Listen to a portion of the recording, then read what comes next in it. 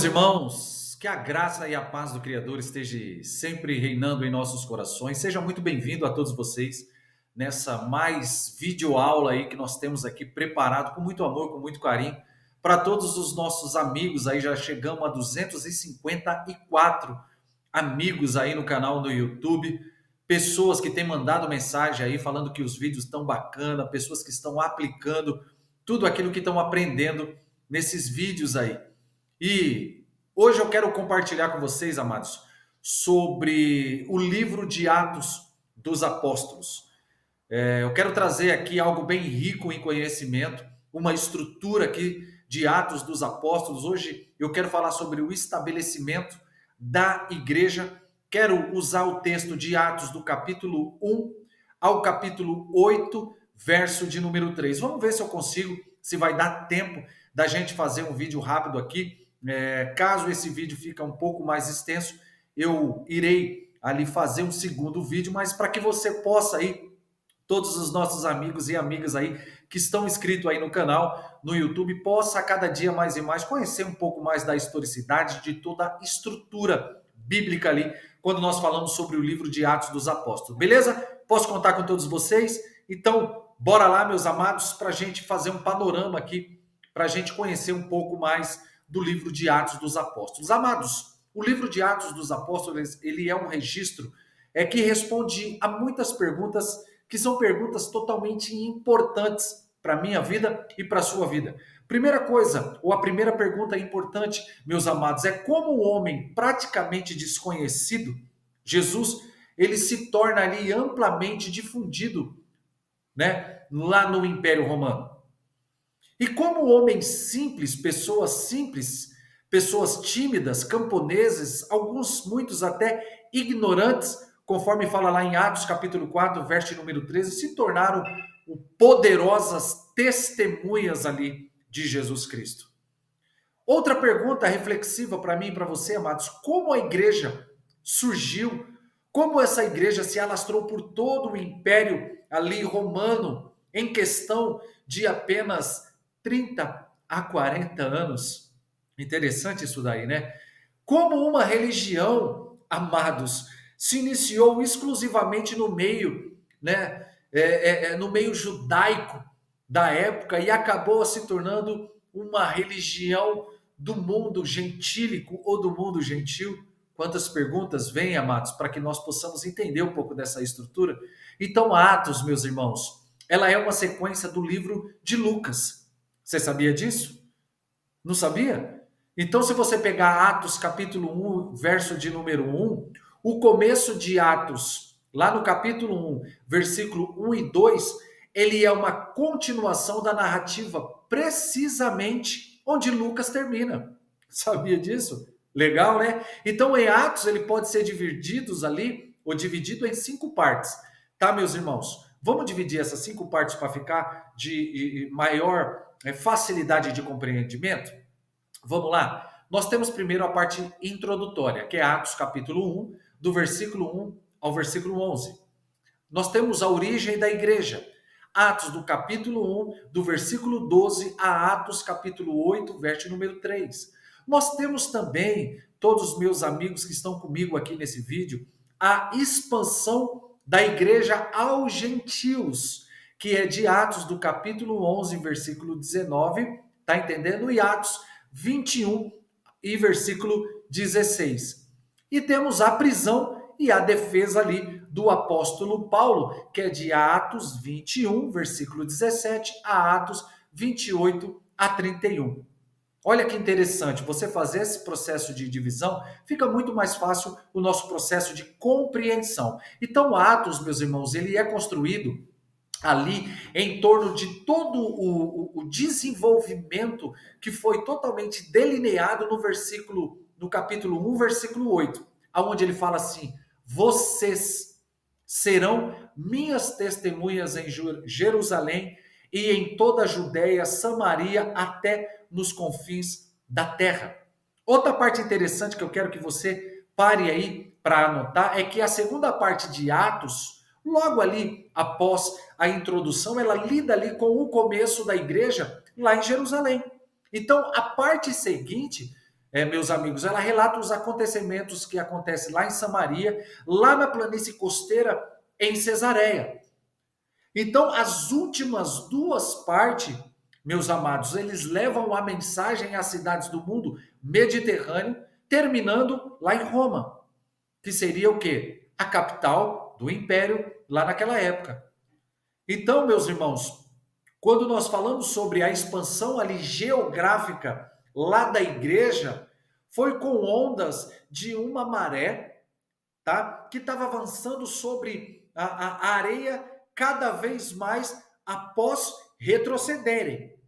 E o que eu acho lindo quando nós entramos dentro da historicidade, meus amados, é que Atos também, ele pode ser dividido em termos dos personagens que nele os tratas, tá? Então, se você for ver, anota isso daí que é de extrema importância para você que está querendo aí, que está comigo nesse vídeo. Todos vocês que estão aqui me acompanhando aí. É muito legal, muito bom estar com todos vocês aqui, meus amados. Olha que legal. Do capítulo 1 ao capítulo 5, ele fala o quê? Da centralização, ou que foram centralizados lá em Pedro. Do capítulo 6 e o capítulo 7, tem a centralidade em Estevão. Do capítulo 8 ao capítulo 12, em várias pessoas lá, principalmente, tá? Nós vemos falar na narrativa Barnabé, Felipe e Saulo de Tarso, ou seria Paulo de Tarso. E do capítulo 13 em diante, a figura de Paulo ali, ela é totalmente dominante dentro dessa estrutura, tá? E quando nós pegamos ali o conteúdo, meus amados, do livro de Atos, ele narra os acontecimentos relacionados ao crescimento da igreja. E todo esse crescimento também começa ali a falar sobre a sua transição, tá? Do meio judaico para o meio do universo gentílico ou do universo do povo gentil. E o que eu acho lindo quando nós pegamos ali e começamos a estudar é que Lucas, meus amados, ele participou pessoalmente ali de vários acontecimentos que ele mesmo narrou.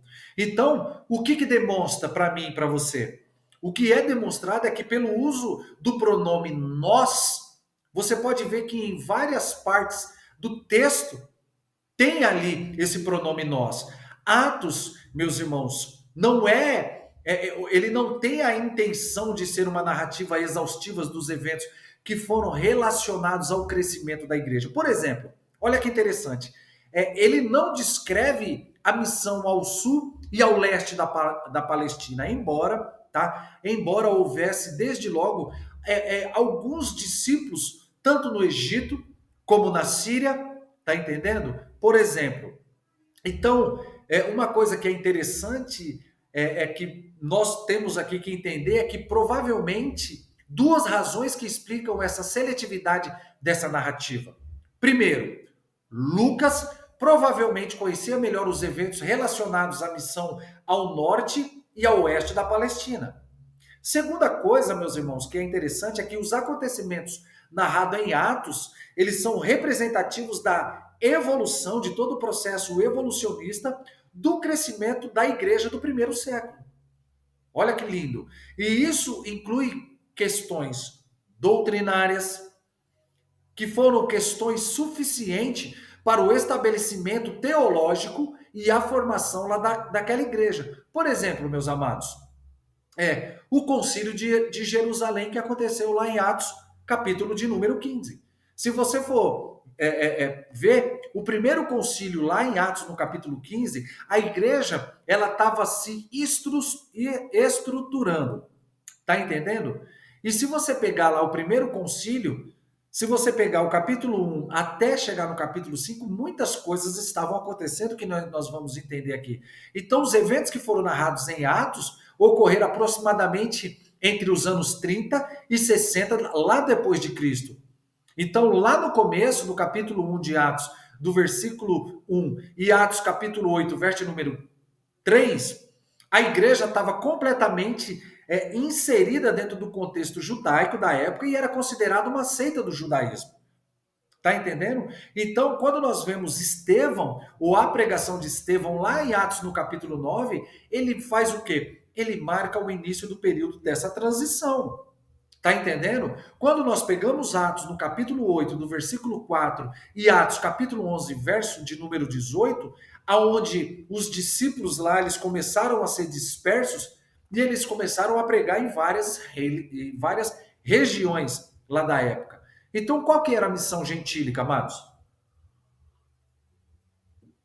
A missão do povo gentil, que fala lá em Atos capítulo 11, versículo 19, e Atos 28 e 31, versículo 31, ela teve o início com o quê? Com o estabelecimento da igreja lá em Antioquia. Tá entendendo, meus irmãos? Então, nós vemos que ali alguns discípulos foram chamados de cristão pela primeira vez e ganharam esse espaço, tá? Como um grupo independente do judaísmo. Então, a igreja gentílica começou a se expandir, começou a crescer, começou a ter esse título lá em Atos capítulo 11, versículo 26, se não me falhe a memória, esse título ali de cristão, tá entendendo? E aí nós entramos, meus amados, dentro da missão paulina, lá em Atos capítulo 15, versículo 35 e Atos capítulo 21, verso número 14. Olha o tanto de versículo que eu estou trazendo para vocês. Anota depois, pare esse vídeo, tá entendendo? Compare, faça esse processo de comparativo, faça que nem os bereanos de Atos mesmo 17 e vai vendo isso daí para você ter uma maior margem de amplitude daquilo que eu estou trazendo para vocês. Tá entendendo? Então, quando nós vemos essa missão paulina, ela é totalmente, meus irmãos, representativa do desenvolvimento da igreja. Que o quê? Que passou a incluir cada vez mais membro gentil. Tá entendendo? A igreja estava crescendo de uma forma sobrenatural. Tá entendendo? E muitos, em detrimento dessa participação judaica, nós vemos que a expansão da igreja gentílica estava crescendo de uma maneira sobrenatural. E aí, quando nós pegamos, meus amados, a narrativa de Atos, não é simplesmente uma narrativa histórica, como muitas pessoas acham. Ela começa a incluir muitos elementos principais da vida da igreja. Tá entendendo? O seu poder, o seu processo de objetivo, os seus métodos que começou a ser estipulados lá na igreja, a sua organização básica, a sua expansão missionária. Olha que coisa linda, meus amados. Então, ela começa a ilustrar o que? Os procedimentos e a efetividade que essa igreja estava tendo à medida que os discípulos eram guiados pelo Espírito Santo. Então essa igreja ela começa a ter esse processo de fundação. E o Espírito Santo, conforme a igreja crescia, o Espírito Santo usava a vida de todos aqueles que lá estavam fazendo parte. Tá entendendo, meus amados? Quando nós pegamos ali a fundação da igreja, que começa lá em Atos, no capítulo 1, ao capítulo 8, verso de número 3, esse foi um período, meus irmãos, de total estabelecimento dentro da narrativa da igreja. Então, a pregação, os costumes da igreja estavam totalmente relacionados a quem? Ao judaísmo na época.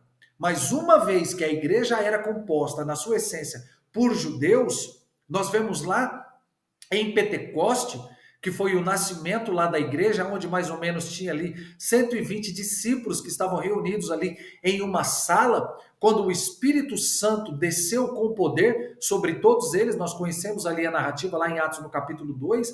Então a pregação inicial dos discípulos estava centrada onde? Centrada nas pessoas de Jesus Cristo, sim ou não?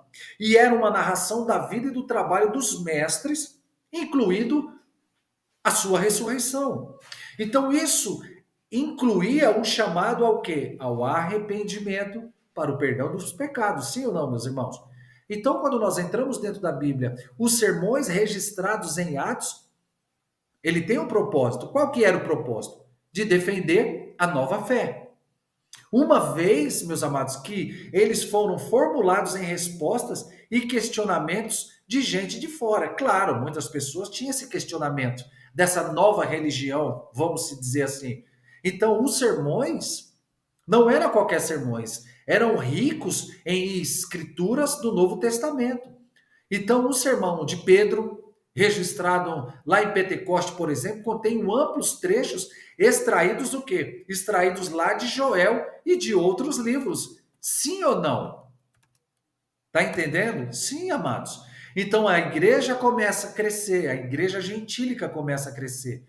E se ela começa a crescer, o que que precisa? De organização. Precisa de ter líderes ali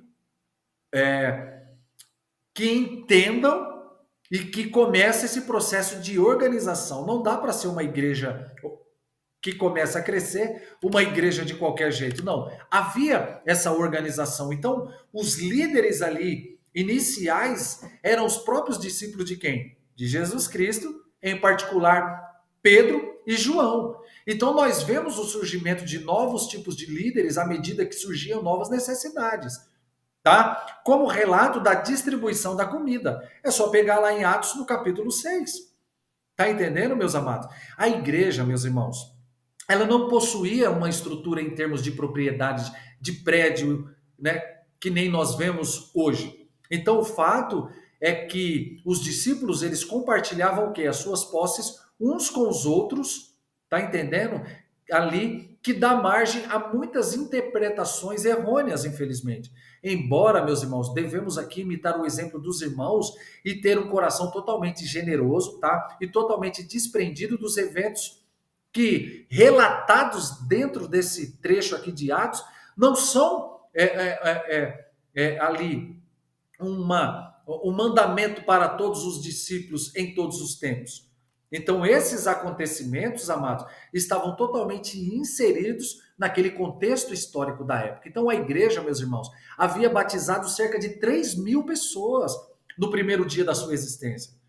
Sem contar os batismos que seguiam e que não foram relatados explicitamente. Então, olha para vocês terem noção, amados.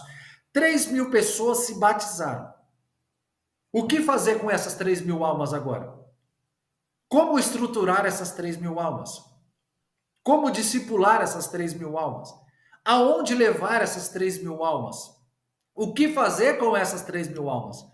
Então precisava literalmente levantar líderes, pessoas que pudessem discipular muitas dessas pessoas que vieram de outros lugares, como é descrito lá em Atos capítulo 2, versículo 5 e versículo 11, ou do 5 ao 11, após esse batismo. Então a maioria provavelmente não retorna para suas cidades de origem. Então, por essa razão, meus irmãos, havia uma necessidade totalmente extraordinária entre os primeiros discípulos lá que exigia uma dinâmica especial dentro da igreja. Não foi algo fácil. Então, nenhuma outra circunstância, se você for ver no Novo Testamento, nós vemos essa prática entre os discípulos. Pelo contrário, há inúmeras ali passagens que nos levam a crer que essa prática nunca foi difundida além dos primeiros dias da igreja. Óbvio.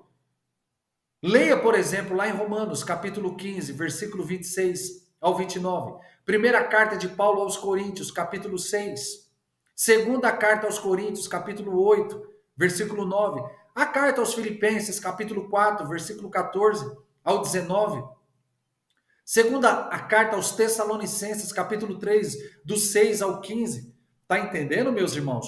Havia ali uma necessidade estrutural. Porque, amados, pensa comigo. Se hoje você trazer uma mensagem e 3.000 pessoas aceitam Jesus, olha a estrutura que você precisa ter. Você precisa ter líderes capacitados. Você precisa ter pessoas ali para trazer essas 3.000 pessoas para dentro da igreja, para poder estruturar, para poder trazer para elas uma dinâmica maior ali dentro da igreja. Era algo fácil? Não é algo fácil.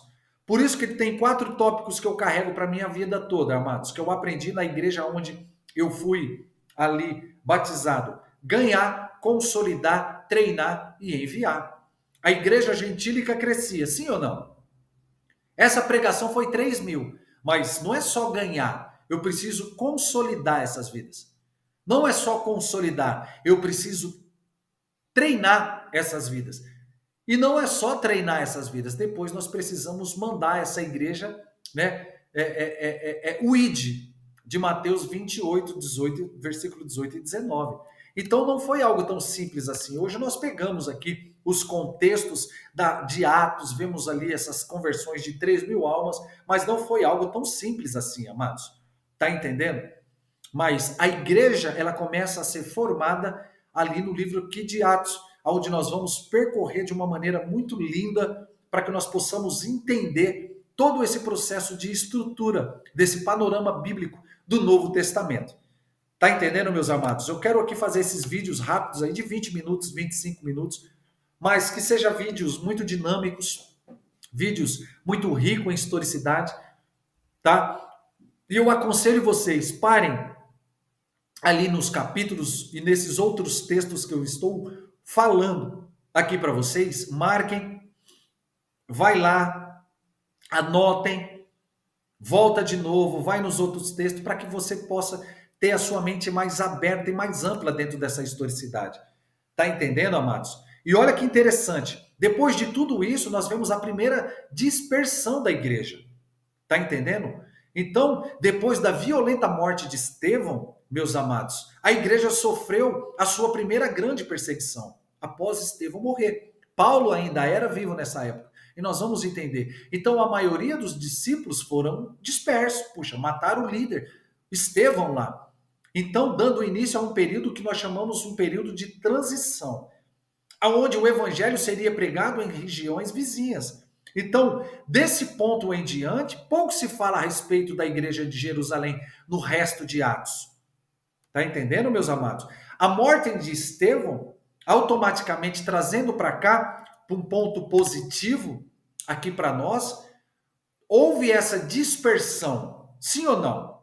Mas essa dispersão foi trazendo para algo positivo, começou a se dispersar e o evangelho também começou a ser propagado por através desses discípulos, dessas pessoas que começou a se dispersar. Tá entendendo? Aqui nós vemos literalmente um período de transição da igreja, que seria de Atos 8, versículo 4, a 11, versículo 18. Então, até a prisão de Estevão, amados, a igreja de Jerusalém ela era tolerada pelos líderes religiosos judeus. Então, houve algumas prisões na época, houve alguns interrogatórios, mas os milagres genuínos de Atos capítulo 4, versículo 15 e versículo 16, e a aprovação popular de Atos 2, versículo 47, o que eles fazem? Eles impediram os líderes dos sacerdotes de tomarem atitudes mais drásticas. Mas o discurso que nós vemos lá de Estevão deixou o povo com tanta raiva, com tanto ódio, que ele foi morto a pedradas sem julgamento. Sem julgamento. Lá em Atos capítulo 7, versículo 54 ao 60. E ali, amados, começou ali uma perseguição que se espalhou, e aí os cristãos de Jerusalém, tanto pela Judéia como de Samaria. Atos 8, verso de número 1. Beleza, meus amados? Quero terminar por aqui esse vídeo com todos vocês. Já deu para vocês aí entender nessa narrativa toda essa dificuldade, mas toda essa dispersão das igrejas após a morte de Estevão lá, que Paulo estava naquela época, viu a morte de Estevão, fez vista grossa à vista de Estevão, porque ele era um líder farisaico ali, aonde antes dessa conversão dele, ele era totalmente um judeu legalista ali, um judeu que prezava a lei ali judaica, enfim, e trouxe ali muitas perseguições para dentro da igreja e se espalhou de uma maneira sobrenatural. Beleza, meus amados? Vamos estar continuando aqui falando sobre esse panorama bíblico do Novo Testamento, sobre o livro de Atos dos Apóstolos. Depois, para dar continuidade aqui nesse vídeo, eu quero falar sobre a conversão de Shaul, ou a conversão ali de Paulo, que está em Atos capítulo de número 9, depois dessa morte de Estevão lá. Qual foi essa realidade que Paulo encontrou nessa sua conversão? Beleza, meus amados? Muito bom estar com todos vocês aqui. Sejam muito bem-vindos. Não se esqueça de se inscrever aí no meu canal PR Carlinhos Oliveira. Deixe seu like, ative o sininho e compartilhe esse vídeo para que muito mais pessoas possam ser alcançadas para adquirir conhecimento bíblico e histórico. Beleza, meus irmãos? Que a graça e a paz do Criador esteja no coração de cada um de vocês. Muito bom estar com todos vocês que estiveram comigo aqui, todas as meus amigos e amigas. E assim, até o nosso próximo vídeo falando sobre a conversão de Paulo. Beleza, meus amados? Grande abraço. Até a próxima.